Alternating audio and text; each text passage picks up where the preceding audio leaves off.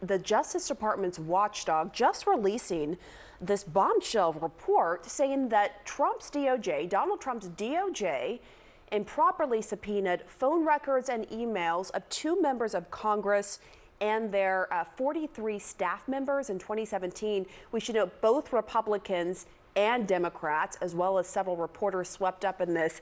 One of those staffers is Trump's own pick to run the FBI, Kash Patel, when he was a staffer on the House Intel Committee.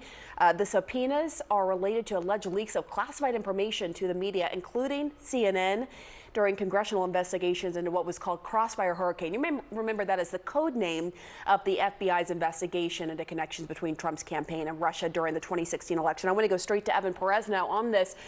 Tell us why these IG findings are such a big deal, Evan. Well, this is a much bigger, much broader sweep of members of Congress and their staff than we knew about. I mean, we've previously heard from Adam Schiff and from Eric Swalwell, two representatives. Schiff is about to be a senator of California, and we had heard them publicly discuss that they had been notified by their providers, by their service providers, that their records had been seized by the Justice Department earlier. Now, this is a set of leak investigations that happened beginning in 2017, went for about 2 to 3 years.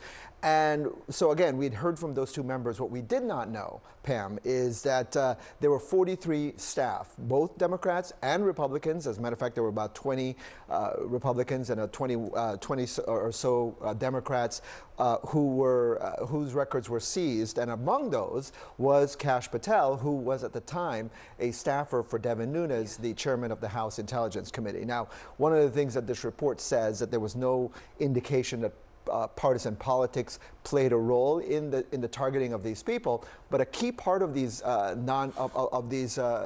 investigations, of these tactics, right, to seize these records, is that the Justice Department required a non-disclosure order, meaning that the service providers couldn't say that their records had been turned over. Google, Apple, a lot of these companies have a 6-year limit before they notify members of Congress, in this case, media members whose records were seized. So you have no option to really fight these subpoenas to try to make DOJ show what it has to do here. And so the big finding here is that they did not really do the work. They really didn't have any reason to seize these records, except that these people had proximity to some of the classified information. And it just raises a lot of questions about, separation of powers with co-equal branches of government, and whether this was an abuse of that with the way that they handled this investigation, with, not going through the proper court process, not notifying the proper people at DOJ, and it does include reporters, as you noted. Right, exactly. In this case, we had previously reported that reporters, including Barbara Starr and people at the at the Washington Post and the New York Times, their records were seized as part of various leak investigations. This is all happening under Donald Trump's Attorney General, Jeff Sessions. And in this case, Sessions himself was not aware of the scope of these investigations. That's according to this own report. So how does the Attorney General not know about this? It's right, pretty stunning. Exactly. And I think that's part of what is so stunning about this. Any indication Donald Trump knew when he was president? He did not know. It didn't appear that it even got to that level. Okay. This was being handled by people at the Justice Department, prosecutors who were essentially leak hunting. And this was their focus because the disclosure of this information they found was a problem. And so the question is, why is that process was that process in place? Now we will mention that the Justice Department under Merrick Garland has put into place new rules, both on the news media. Seizing their records, they have to exhaust a lot of other things before they can even do this, and they have to notify leadership about it. Same thing with members of Congress. They need to be able to tell supervisors before they even go to this extraordinary step. Okay. Evan Perez, thank you so much. And according to this new DOJ watchdog report, as we were just discussing, one of those staffers improperly subpoenaed appears to be Trump-own's pick to run the FBI, Kash Patel, when he was a staffer on the House Intel Committee. Joining us now is the chairman of the House Intelligence Committee, Republican Congressman Mike Turner of Ohio. Congressman, thanks for joining us. Your reaction to this report that your committee, when you were on it, was improperly targeted by DOJ back in 2017.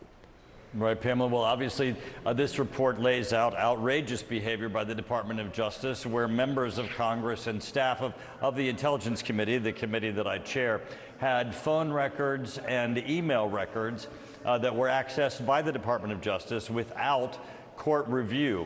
Now, this affects, as the report says by Inspector General Horowitz, the constitutional authorities and the individual constitutional rights of the individuals that were impacted. Now, even though the Attorney General now says that they're going to put into place some protections for these processes of the Department of Justice, it's clearly insufficient. We need to pass statutes that can require a court review and authorization. Actually, in this process that the Department of Justice went to access these records, the courts didn't even know the Department of Justice was accessing emails and phone records of members of Congress and their staff merely because they had access to classified information. This is a grave constitutional violation. And as Evan just noted, it appears from this report that the Attorney General at the time, Jeff Sessions, didn't know about this. Donald Trump, he was president, but as we know, you have to remember also, Pamela, you also have to remember Jeff Sessions was recused from many of the Crossfire Hurricane and Russia hoax investigations that were going at the time. So it's not surprising that some of these he would not have been involved in, but the report does indicate that by processes at the time, the Department of Justice did not require that the Attorney General be notified. The new rules that are put in place by Attorney General Garland would require the Attorney General be involved. Those rules, I think, are very important. It's great the Attorney General has done that, but it is not enough. This requires, I think, absolute court review, and we're going to make certain that there are statutes that go in place because this affects the constitutional workings of Congress. How significant is it that Trump's pick to lead the FBI was ensnared in this, Kash Patel? Well, it really shows that he understands the weaponization that has happened of the FBI, the Department of Justice, against Americans and really against our own government. I mean, here you have the executive branch, in effect, spying on Congress.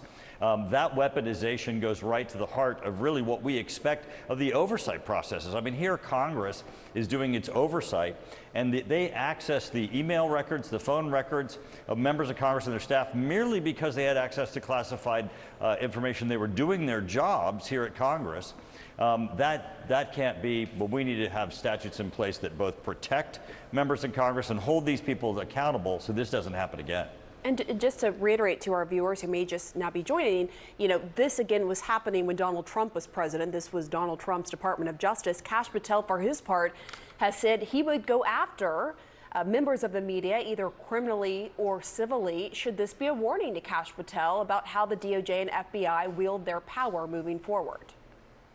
Well, absolutely. Kash Patel, who I have a great regard for, certainly understands the aspects of the deep state, and that is those individuals who really look at the workings of government, the weaponization of government, and use them to both go after, I think, the workings of government. Here we see members of Congress, their staff that were targeted, and certainly we see both, civilians and individuals who at times are targeted in ways that their constitutional rights and their individual rights are impacted. Here with this report, we have the Inspector General specifically saying that the constitutional authorities of Congress were impacted.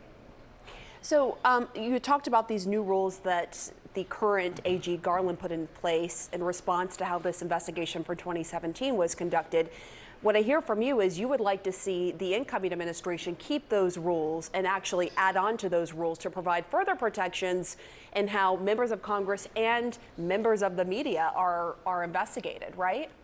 Right. So what Garland is doing is basically within the Department of Justice, within the Attorney General's office, raising the scrutiny, the higher, echelon of the review before they pursue subpoenas or review of members of Congress or their staff. But I believe that it requires actual notice and a higher review, a basis for court review. You shouldn't just have one branch of government being able to access the documents and subpoenaing another branch of government. I think this requires court review. There certainly are circumstances in which those documents should be able to be accessed, but this shows absolutely abuses of authority that are going to require statutes. Very quickly, in order to appoint Kash Patel, we were just talking about President-elect Trump would have to fire Christopher Wray, a man he also appointed. Do you think Wray deserves to be fired? I think that, that President Trump, as he comes in, is going to have a lot of things to balance. He certainly deserves to put in place a team that responds to both his needs, and I think, he's going to lay out what that team is going to be. All right, Congressman Mike Turner, thank you for your time.